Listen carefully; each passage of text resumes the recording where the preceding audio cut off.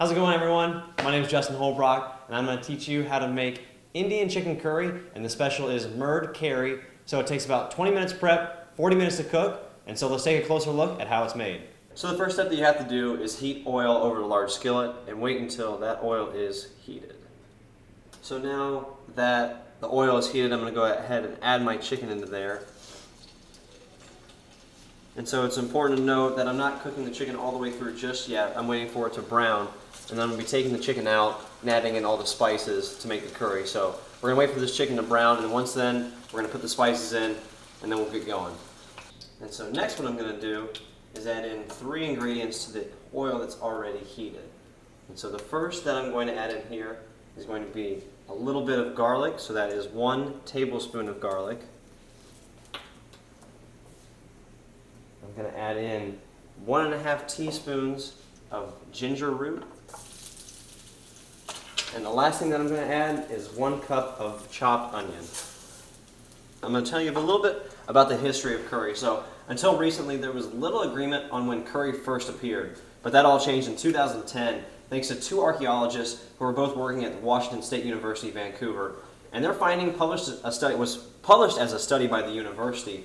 And the 2 archaeologists studied skeletons and pottery shards in India, and they excavated it, and they used a method called starch grain analysis, and they found residue of ginger and turmeric, which are 2 basic ingredients of curry. And so this dates, they said, all the way back to 2500 and 2200 BC. Okay, so what I'm going to do next is add in a bunch of different spices. So the next one is ground cumin. I'm going to do 1 teaspoon of that. I also have 1 tablespoon of curry. And the last one I'm going to add in is turmeric. So I just talked about that one. That was from the archaeological dig that they found in India, and turmeric was there, as well as the ginger that I was talking about. So I'm going to add in 1 teaspoon of this into the mix. 3 more things to add. The next, simple, basic, just 1 tablespoon of water. Get it sizzling a little bit there. Next I'm going to add in ground coriander, and that is 1 teaspoon of that. I'm also going to add in a little bit of cayenne pepper as well, and I'll do that in just a few moments. And so like I mentioned, this is the cayenne pepper that I'm adding in, so that's 1 teaspoon of that as well. 1 can of diced tomatoes. So now we've got our curry going. We've got 1 tablespoon of cilantro to go on top of that. Then I have big cup, 1 cup of yogurt. That's just plain yogurt going on top of that as well. We're going to mix all this in together. And the last thing that we're going to put in is 1 teaspoon of salt. Just sprinkle that around. So now, I'm just going to take all of this, and we're going to start mixing. We also have to add half a cup of water.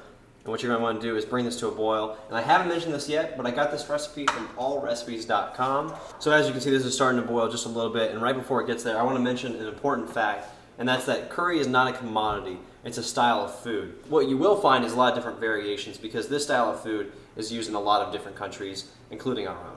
This is boiling, so I'm going to add in the pieces of chicken that you probably forgot about, and we're going to put it back into the mix. So they were already brown, and this time we're going to finish them off, put them over top of the sauce, make sure they cook all the way through. And so while this takes about 15 to 20 minutes to cook, I want to say something important that I actually read from a book that I got in the library on the global history of curry, and this was written by Colleen Taylor Senn. And in her 2007 book, she said it used to be normal to equate British food with blandness, but she said going out for curry has become a way of life for Britons. And this came as a result of Britain colonizing India, and Taylor said they liked the taste so much that those who could afford it actually brought their cooks from India when colonization was done, And so Britain colonized India for almost 200 years. And so you can imagine why Britain has thought that this Indian dish is one of their own. And this is not just for India and Britain, it's gone global. Just in terms of critiquing it and its ease and its use to make, it's not that hard to make. When you pick up all the spices and then you have everything, it's pretty simple, because it's laid out for you,